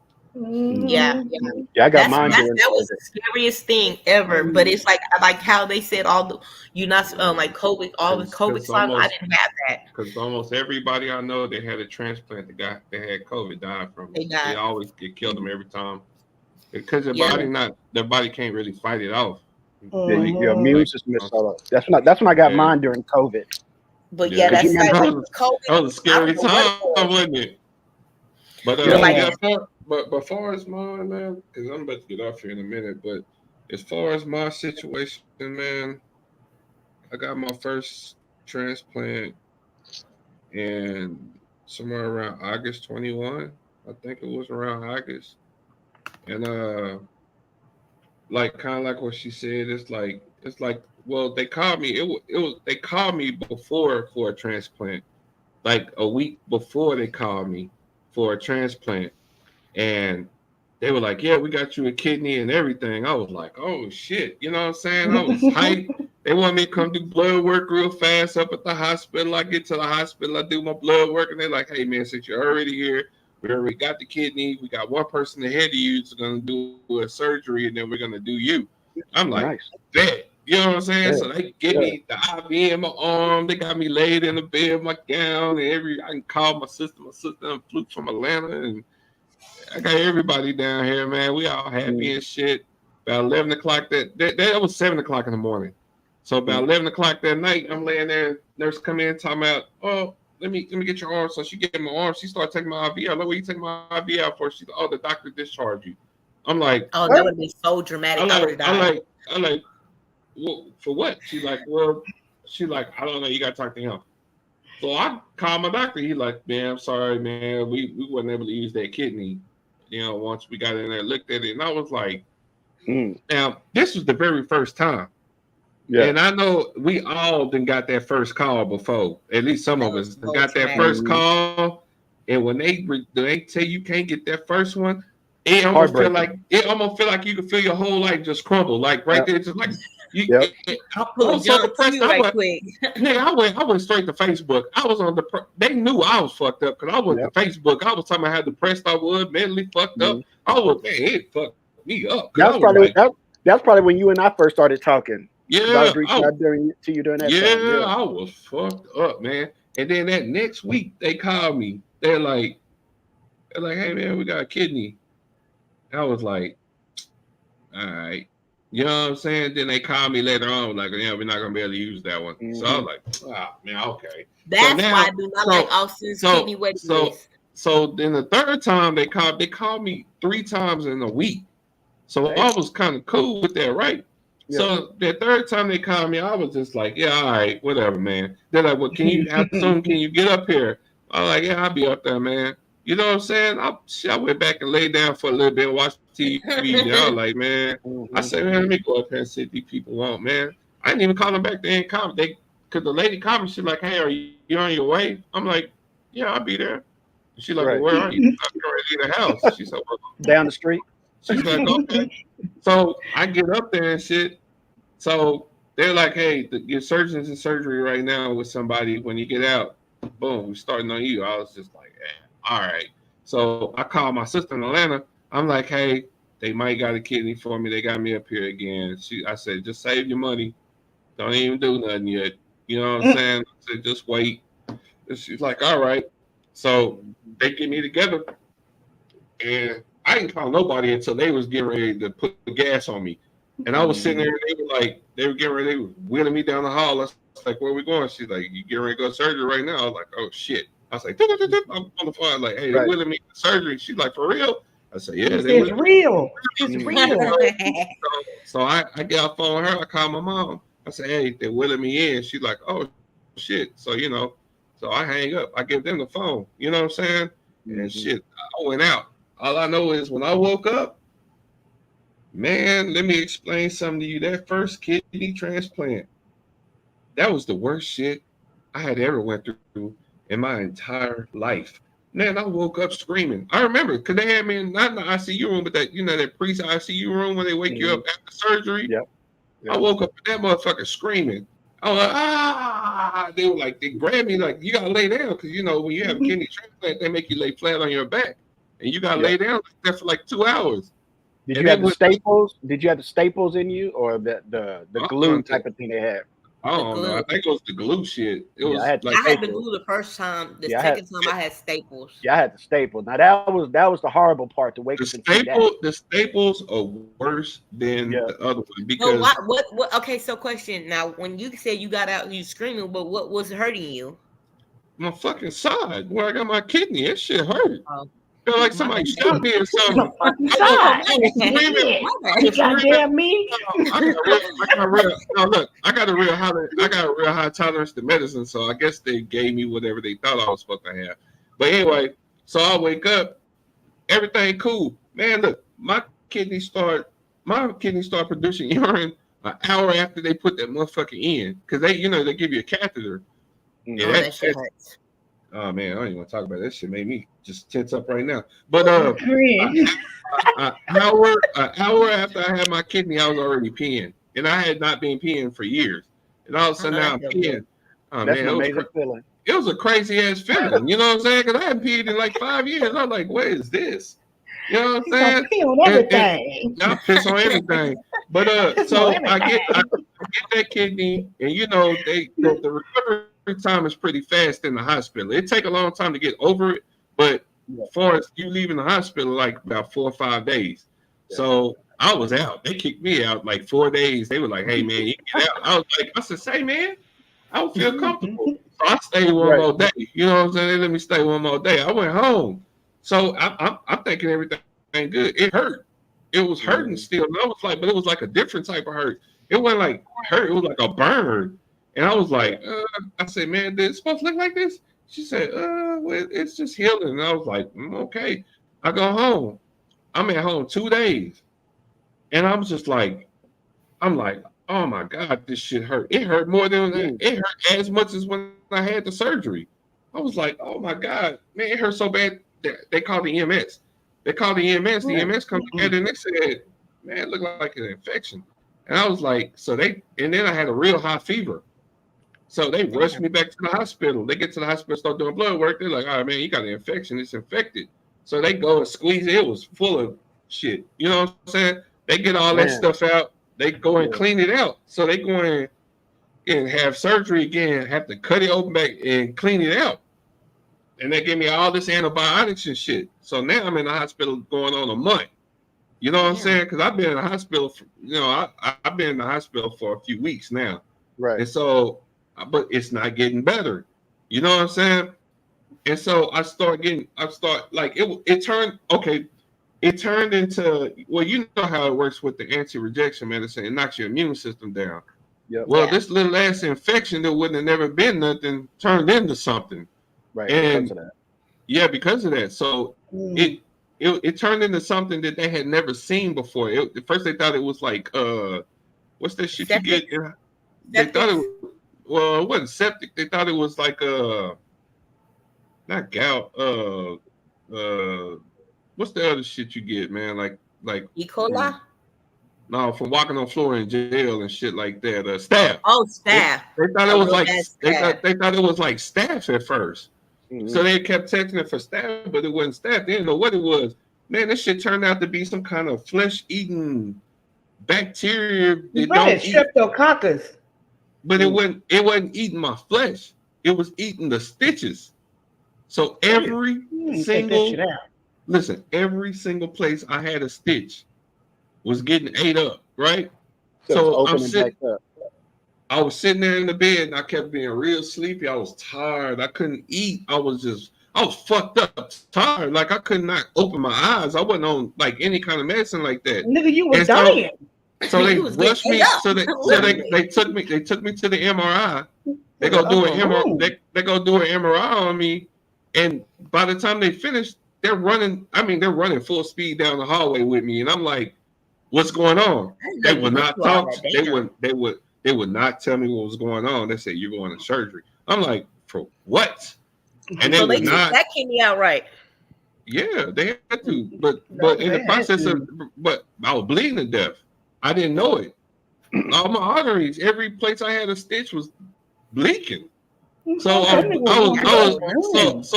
was bleeding to death. So they rushed me into surgery. They get me into surgery. In the course of 3 hours, I flatlined 3 times in surgery. I flatlined twice in surgery. They had to resuscitate me twice in surgery. They got me stable, but they had to take my kidney out to kind of save my life and, clean it out and stuff. They take the kidney out. I wake up in I didn't even wake up in ICU. They put me in ICU with my mom. My mom was in the ICU room. And I think my brother or my mom or somebody. I flatlined again in front of my mom. And then that's when, they wasn't nothing else they could do besides try to resuscitate me again. They get me together. I wake up, and that's when my brother see me wake up, and he run over there and grab me. I was hurting so bad, man. Like my chest was hurting, I guess, from them doing the CPR on me and stuff. They bruised my ribs and shit. Damn. Yeah, man. Damn, that's hard. Yeah, and my brother was like, my brother said, "Man, you died." And I remember looking up at him, it didn't even really register what was going on because I was still kind of out of it. And so I woke up and I looked at him, and he's like, "Man, you died." And I was like, "Shit, fuck it." I said, "Hell, at least I'm alive." That's all I said. I was like, "Fuck it, at least I'm alive."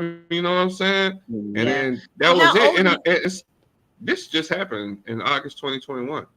And so I was laying there, and it didn't really even dawn on me what happened because I knew something happened. And I don't really tell this part of the story too much because it sounds weird, but it happened. So when all that happened to me, I knew something happened even when I was out. Because if you ever had a lot of surgeries, and you understand how anesthesia works, you don't dream. It suppresses you from dreaming and moving around. Well, I had woke up and I was dreaming, or I thought I was dreaming. I woke up somewhere, and I was like somewhere. I don't know where the hell I was, but I was. But you was looking down, huh? No, I wasn't looking down. I was with a whole bunch of fucking people, like like a city or something. In between. I don't know where I was, and then I know it sounds crazy, but I didn't. I just talked it up till I was dreaming. But at some point of that happening, when they were trying to resuscitate me, I woke up. When they were trying to resuscitate me, I guess I woke up. I don't know, but I seen my doctor, and this is what made me know something happened because my doctor had a white, the regular surgery mask on. But somebody had got on her mask during my surgery, so she took it off, and there was the orange one in there, the only orange one. She put it on, and I told her, I said, "Man, no, I seen you." She's like, "You couldn't see me, your eyes were taped shut." I said, "No, I saw you." She said, "I said, you had an orange mask on, and you had this. And she said, "What color was my mask?" I said, "Orange." And she just kind of got quiet, and she didn't say nothing. She didn't say anything at first, right? So I just was like, "Yeah, I'm tripping." You know what I'm saying? So then, like later on, a couple of days later, she come in and talked to me. She said, "What color was that mask?" And I said, "It was orange." And she just kind of sat there. Her eyes kind of watered up a little bit. And she said, "James, there's no way on earth you could have known I had that mask on." She said, "Matter of fact, it was the only one in the whole room that was that color because I had to change it." And she's like, "There." And she just got quiet. She didn't say nothing else. She never talked about it again or nothing. And then that's when I was just kind of like, where the hell I wake up at? You know what I'm saying? Like, what the hell was that? But but during that time, somebody talked to me the whole time I was there, and it told me a lot of stuff. So I guess that's why now everybody kind of see me acting different. You know what I'm saying? I kind of been like real mild and shit, and like I forgave everybody for a lot of stuff. Like I ain't on church shit. But I that know was it sounds God. crazy to say like that, but I'm not. It But don't it's sound like, crazy. It happened. but no, but now, okay. So now, fast forward to right now.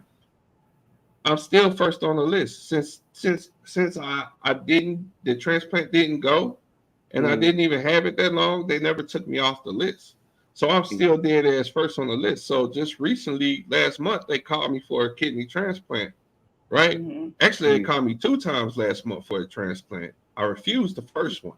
You know what I'm saying? I refused the first one. I ain't want it. You know what I'm saying? Because they had Where you said on it the had list at? North Austin. That's where So I was started off at. so I was like, okay, I don't really want that one. I'll just pass on that one. Shit, they'll probably call me again anyway. Sure enough, they called me again. And well, I don't know what happened with that transplant, but they end The up one you was telling me about that one time. yeah, so I ended up not getting that shit. So all right. So last this month, earlier this not earlier this month, earlier later last month, I had to go to a transplant meeting. So they were like, "Hey man, we need to talk to you about your transplant." And I was like, "Okay, what's going on?" They're like, "Hey man, well, we were gonna plan on doing a transplant on your left side this time, and use that side, but we see some issues with your veins over there." And I'm like, "What you mean?" They're like, "Well, they're too weak. We're not gonna be able to use them." And I'm like, "So what are you gonna be able to do?" So they're like, "Well," so he showed me like, "Well, you have a lot of calcium build up in this part of your body, and the way they do it is they clamp one side of your vein and they clamp the other side, and they make an incision right here. Is where they put it. Well, they can't clamp it because if they do, then some of that could break off and basically go into my leg or my lungs. If you go on my leg, they're gonna end up having to amputate something. If you go on my lungs, you fucking die. Or if you go on my So heart, did they give you if it pills go, or if it, something to help? there's nothing you can do about that. So at this time, so they said the only thing they can do is go from like what you got. I don't know if you got the one down the middle of your stomach. No, I got Well, one on my left and my right. I'm talking about Terry because he got a Yeah, two. Yeah, so they have to go down and you get those staples. yeah. That's Mine, when it mine is right. Mine is right through the middle. Yeah, Yeah, and that's when it hurts. That's the worst yeah, one. And so yeah. he Why was they do saying that to you? because he got two That's transplants. yeah. My Oh, That's bad. yeah. That's just where they. That's just the location they picked. They was like, that's where we're going to put it at. Because also have the pancreas, right? So oh, it's okay. basically Oh. both are in the front like that. It's like Hmm. they had to move my intestines and everything, put them right there in the front. Yeah. So they So Yeah. were like, so we'll do it right there. so they told So me you that they can. iffy about this? Yeah. So they told me they can go in and they could try to find a spot. He said, but more likely they're not gonna really. He said they won't know until they go in and look. He said, but it's a high probability they're not gonna be able to do it. He said we could always. He said I'm confident I could do it. He said, but something's probably gonna happen if we do. He said, but that's up to you, a choice you have to make because if you do it, you could probably end up losing a leg or Yeah. you're gonna probably lose something. You Yeah, could that's die from crazy. it. A So kidney, a leg. Who? so he said so he's like it's a 40% chance I could die from the surgery. Yeah. And so now, he was like, well, what just let me know what you want to do. So right now I'm just kind of in a spot where it's like I don't know what I want to do because I mean on one I could live. I mean I'll be making jokes. I could live with one leg. I can hop around and do what the hell I want to do. You I know ain't what live I'm with a saying? leg. Hey, Right. Yeah, but then on the flip side of it, I could die from it. And then, yeah. I'd be joking. I'm like, well, hell, I already done died. So what's the worst that could happen? I ain't even know nothing happened. But, Oh, Mhm. that's so it's kind of like it's hard because, I'm a single father and it's like, I got my kid. So it's like really, he got his mom too. She live in Houston, but I'm here with him right now. So I'm really all he got here. Yeah. So, you know what I'm saying? So it's like, it's like at this point, it's like, what do you do? Do Something. you What do do you you, do? do you, do you, do you risk it? you know, do you risk it and just say fuck it? I shit. I could die trying. You know what I'm saying? I could die trying, or you know what I'm saying? Yeah. Or you know, I don't know. That man. is so fucking sad. Yeah. Yeah. Yeah. So you know, I don't know, man. And it's crazy, and it's like with me, I don't know about y'all who have transplants, but when I went in there, they were basically like, okay, we can get you a transplant quicker if you want this kidney from somebody who was on drugs. Yeah. Or who was a drug addict or had, you know, AIDS. Or even, I was just saying AIDS. I was just like, no. Yeah. And I was sitting there, and I was like, Nah, they never said that to me because I they was know. like, I was like, do what? And I was like, oh no. I said, no, I don't want that. Like you have the option. Yeah, that's just too high risk, right? Go from doing bad to worse. You know what I'm saying? Like you don't know but what to that tell does. you, yeah, there's medication. I'll take kidney stuff. I don't want no AIDS and no HIV or nothing like that. I didn't even want to risk that. I said, just give me the regular kidney. And then after my kidney, it's like you kind of pick up, to me at least, you pick up traits from the person you got the kidney from. Subtly. Really? Because after I got my kidney, like I stopped liking bananas. There's certain foods that like I didn't like to eat because I used to love banana, you know, bluebell banana pudding. I used to love, you know, banana, that was my thing. Oh, that's and crazy. after my surgery, I was eating cereal with bananas in it. I threw up. I said, maybe it's because of the surgery, right? Maybe it's too early. Came back home, did it again. I got some ice cream. Like I can't stand bananas now. I don't know. I don't think I picked up any traits. My big ass. Growing up, that was my main thing. But I know that's from the surgery because that was never an issue with me. So it's crazy. It's crazy. You know what? I don't think I ever noticed any different things that, I mean, I don't know. Because, I mean, now that you say it, I don't know if I have any different traits because I don't know. I ain't never been a greedy person, but my big ass is big. I ain't even big, but I feel big because I eat a lot. But the person that was just so big to me because that was something I really liked. So I noticed when it was no longer there. You know what I mean? I no longer had that urge for it, a desire for it. I was like, damn, that's weird. Like, I would eat it and throw up, and I don't, you know, the smell of it, like anti-bananas now. It's crazy. But that was after the surgery, though. That's crazy. But man, man, I definitely appreciate y'all coming on here, man. I got to get out of here, man.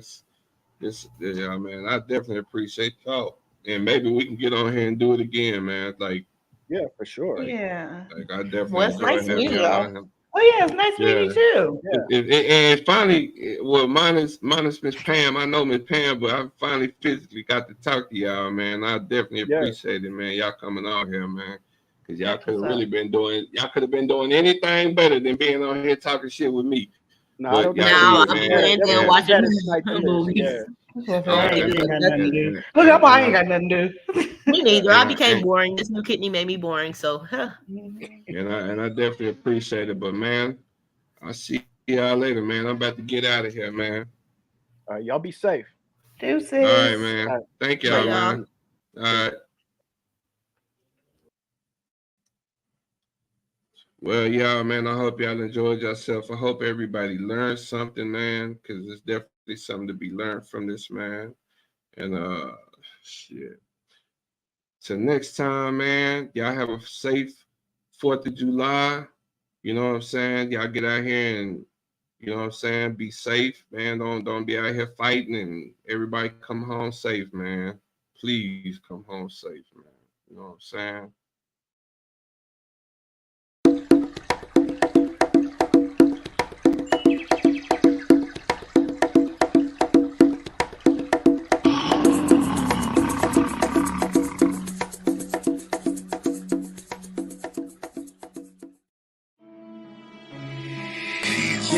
In the street, I got heavy influence. They finna go if I tell them to do it. You sell dope, now selling the music. You need you some money, you better get to it. We got the city on like it's a rap. I'm only feeling secure with a strap. Soon as he clap back, he need to backtrack. He need to snap back, know that he cap. Haters on the bottom, real niggas on top. Gang going wild, putting niggas on Fox. Blood, sweat, time, yeah, I did it on lock. Still fuck the police, I ain't tipping no cop. He talk to the feds and it's out for this top. Hard on the west, but he soft on the block. Gotta keep meds on call from the rock. Catch a young nigga on and out for the clock. Back on that shit again. Yeah, I'm back with that blick again. Yeah, he say he gon' really spin. Okay, let's stand on that business then. Okay.